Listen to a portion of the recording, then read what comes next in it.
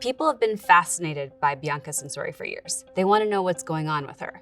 This silent, usually nude woman, is she okay? Who's in control of her life? Why isn't she talking? My name is Anna Peele. I'm a writer for Vanity Fair, and I did an exclusive interview with Bianca Censori.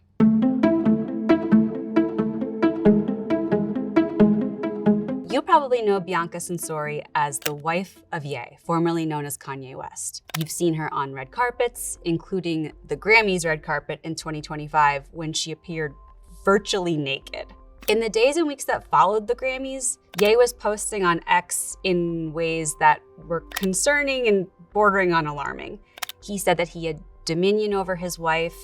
He used anti-Semitic rhetoric. He advertised t-shirts with swastikas on them that he was selling on Yeezy.com during the Super Bowl. And Bianca wasn't saying anything, as she hadn't for the previous 3 years of their marriage. There was a lot of speculation about whether Bianca was going to stay in her marriage, what she felt about the anti-Semitism, the state of Ye's mental health, and how that was impacting her. I reached out by guessing her personal email address, and Bianca answered. In the months that followed, we talked about a lot more than her art. She was nothing like I expected.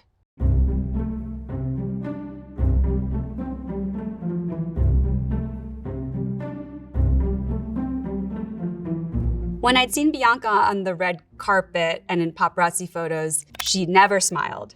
She was nude. I didn't know if the nudity was her choice. There were rumors that Ye was dressing her, or I guess undressing her, and I just didn't know whether this was something that felt totally consensual. I had no idea. When I spoke with Bianca, it became clear that this was a person with a lot of control, a lot of autonomy, and a lot of agency. Someone with a really clear vision of herself. Bianca told me that she has never appeared nude when she didn't want to appear nude. Ye and Bianca, as you can imagine, are frequent artistic collaborators, and she considers her nudity her art. She's a performance artist in addition to being an architect and visual artist, and she considers her presentation to the world part of her art. And the nudity project, as she calls it, had gone on for 7 years, and the Grammys was the climax of it because you kind of can't get more nude than that. But she was dressing that way before she met Ye, it turned out, as she told me and as her friends told me.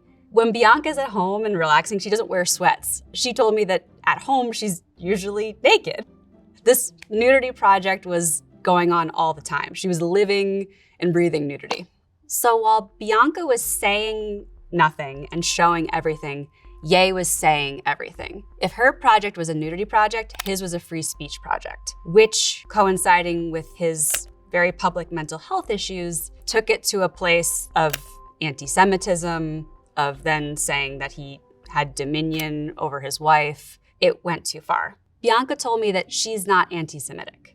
She said she hates what anti-Semitism is doing and the damage that it's causing, but she said she's not, and she said that Ye is not. Bianca told me that she and Ye are basically the same person. I didn't know what Bianca's art was going to be like. I didn't know if she was a talented artist. Biopop is the first in a 7-year series, and it's sort of an autobiographical look at what it's like to become, as she says, a nepo wife, and to have this relationship with fame that impacts you so greatly, but that almost isn't really about you. So I was really interested in what this was going to be. I had no idea going in. Bianca starts making this mixture. It takes forever. It's just minutes of her, adding what looks like sugar and then adding just one more granule and then seeing whether it's okay. And then she puts it in the oven and she takes out a cake and it's the same color as her suit. So you're like, okay, she's making a cake of herself. She's showing the process that goes into making herself consumable. And then she walks across the stage, the curtain opens, and there are all these body doubles of Bianca. They look like they're nude and they're contortionists. And she's sitting on a chair made of a person. And so she's showing what it takes to contort yourself to be consumed in that way. And the whole time there's a score by Ye, which was really amazing. The whole thing was really remarkable. I was really astonished, and it was subversive and beautiful. And seeing the show, I felt like I understood their marriage more, because I was like, here are two people who know how to shock. Everybody has a personal and a public self, even civilians, even non-famous people.